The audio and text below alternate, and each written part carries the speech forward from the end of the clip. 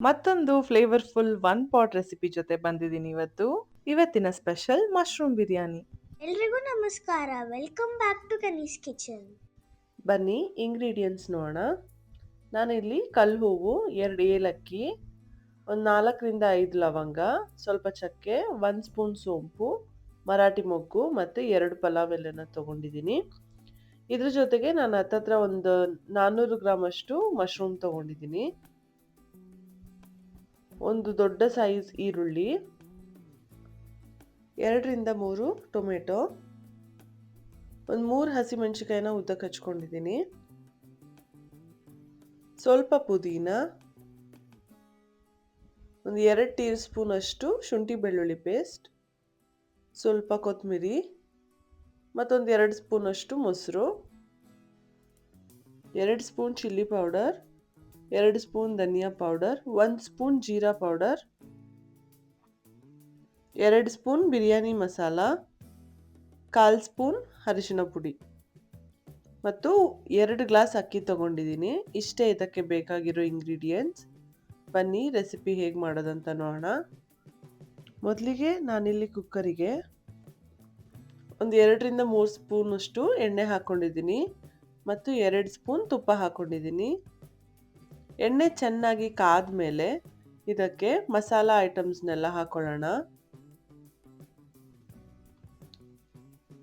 ಇದು ಸ್ವಲ್ಪ ಹೊತ್ತು ಫ್ರೈ ಆಗಬೇಕು ಎಣ್ಣೆಲಿ.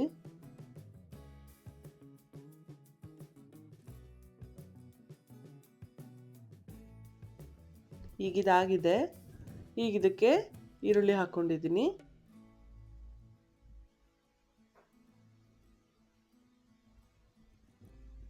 ಇದನ್ನು ಚೆನ್ನಾಗಿ ಫ್ರೈ ಮಾಡ್ಕೋಬೇಕು.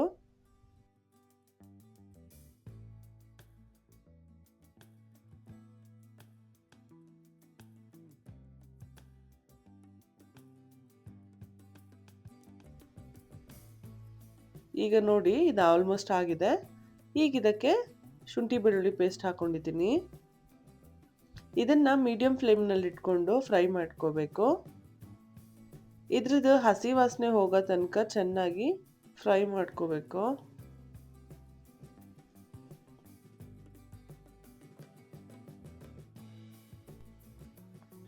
ಈಗ ಇದಾಗಿದೆ. ಈಗ ಇದಕ್ಕೆ ಟೊಮೆಟೊ ಹಾಕೋತಿದ್ದೀನಿ. ಇವಾಗ ಫ್ಲೇಮ್ನ ಸ್ವಲ್ಪ ಜಾಸ್ತಿ ಮಾಡಿಕೊಂಡು ಹತ್ತತ್ರ ಒಂದು 2 ನಿಮಿಷ ಫ್ರೈ ಮಾಡ್ಕೊಳ್ಬೇಕು.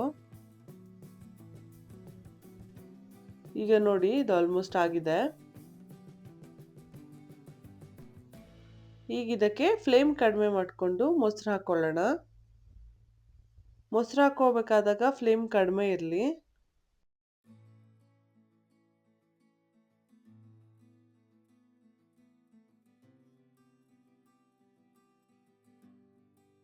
ಈಗ ಇದಕ್ಕೆ ಎಲ್ಲ ಪುಡಿಗಳನ್ನ ಹಾಕೊಳ್ಳೋಣ.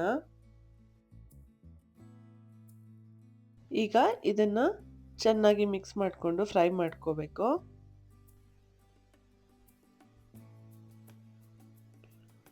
ಇದ್ರದ್ದು ಹಸಿ ವಾಸನೆ ಹೋಗಬೇಕು ಮತ್ತು ಗೊಜ್ಜು ಜೊತೆ ಚೆನ್ನಾಗಿ ಮಿಕ್ಸ್ ಆಗಬೇಕು. ಈಗ ನೋಡಿ ಇದು ಹತ್ತತ್ರ 1 ನಿಮಿಷದಿಂದ ಬೇಯ್ತಾ ಇದೆ. ಈಗ ಆಲ್ಮೋಸ್ಟ್ ಗೊಜ್ಜು ರೆಡಿ ಆಗಿದೆ. ಈ ಟೈಮಲ್ಲಿ ನಾವೀಗ ಇದಕ್ಕೆ ಮಶ್ರೂಮ್ ಹಾಕೊಳ್ಳೋಣ.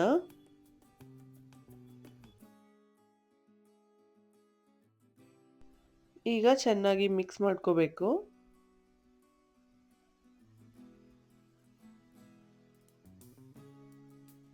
ಇದಕ್ಕೆ ರುಚಿಗೆ ತಕ್ಕಷ್ಟು ಉಪ್ಪು ಹಾಕೋಬೇಕು. ಉಪ್ಪನ್ನ ಈ ಸ್ಟೇಜಲ್ಲಿ ಹಾಕೋದ್ರಿಂದ ಮಶ್ರೂಮು ಚೆನ್ನಾಗಿ ಬೇಯುತ್ತೆ ಮತ್ತು ಉಪ್ಪು ಕೂಡ ಚೆನ್ನಾಗಿ ಹಿಡಿಯುತ್ತೆ. ನಾನೀಗ ಇದಕ್ಕೆ ಹಸಿಮೆಣಸಿನ್ಕಾಯಿ ಹಾಕ್ಕೊಂಡಿದ್ದೀನಿ. ಇದ್ರ ಜೊತೆಗೆ ಕೊತ್ತಂಬರಿ ಸೊಪ್ಪು ಮತ್ತು ಪುದೀನ ಇವು ಮೂರನ್ನು ಕೂಡ ಚೆನ್ನಾಗಿ ಮಿಕ್ಸ್ ಮಾಡಿ ಫ್ರೈ ಮಾಡ್ಕೋಬೇಕು.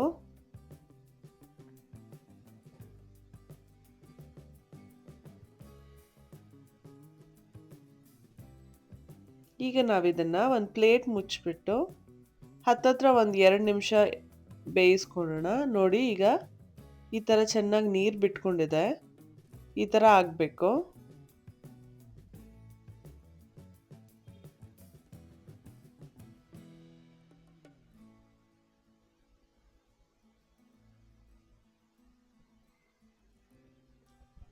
ಈಗ ಇದಕ್ಕೆ ನಾನು 4 ಗ್ಲಾಸ್ ನೀರು ಹಾಕ್ಕೋತಿದ್ದೀನಿ. 2 ಗ್ಲಾಸ್ ಅಕ್ಕಿ ತಗೊಂಡಿದ್ದೆ. ಇದರಲ್ಲಿ ಮಶ್ರೂಮ್ ಕೂಡ ನೀರು ಬಿಟ್ಕೊಳ್ಳೋದ್ರಿಂದ ನಾವು ಇನ್ನೊಂದು ಅರ್ಧ ಲೋಟ ಕಡಿಮೆ ಕೂಡ ಹಾಕ್ಕೋಬೋದು. ನಾನಿಲ್ಲಿ 4 ಗ್ಲಾಸ್ ಹಾಕ್ಕೊಂಡಿದ್ದೀನಿ ಬಿಕಾಸ್ ಈ ಅಕ್ಕಿಗೆ ಸ್ವಲ್ಪ ನೀರು ಜಾಸ್ತಿ ಬೇಕಾಗುತ್ತೆ. ಈಗ ಇದು ಚೆನ್ನಾಗಿ ಕುದೀತಾ ಇದೆ. ಈ ಸ್ಟೇಜಲ್ಲಿ ನಾವೀಗ ಅಕ್ಕಿ ಹಾಕ್ಕೊಳ್ಳೋಣ.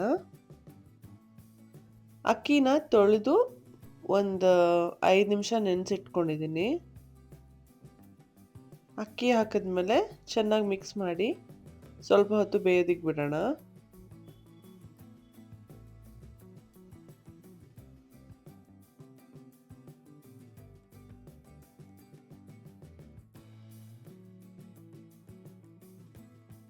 ಈಗ ಒಂದು ಕುದಿ ಬಂದಿರೋದ್ರಿಂದ ಕುಕ್ಕರ್ ಲಿಡ್ ಹಾಕೊಳ್ಳೋಣ.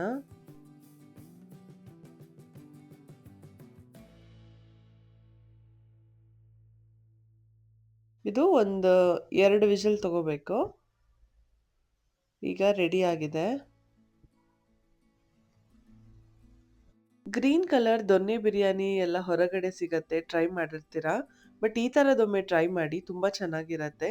ಇದು ಸಿಂಪಲ್ ಆಗಿದೆ ರೆಸಿಪಿ ಮತ್ತು ತುಂಬಾ ಟೇಸ್ಟಿಯಾಗಿರುತ್ತೆ. ಸ್ಪೆಷಲಿ ಬ್ಯಾಚುಲರ್ಸ್ ಕೂಡ ಈಸಿಯಾಗಿ ಮಾಡ್ಕೋಬೋದು, ಯಾಕಂದರೆ ರುಬ್ಬೋದಿರಲ್ಲ, ಏನಿರಲ್ಲ.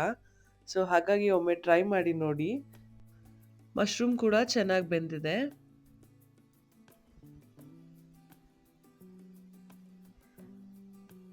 ನಾನೀಗ ಇದನ್ನು ಸರ್ವ್ ಮಾಡ್ಕೊತೀನಿ.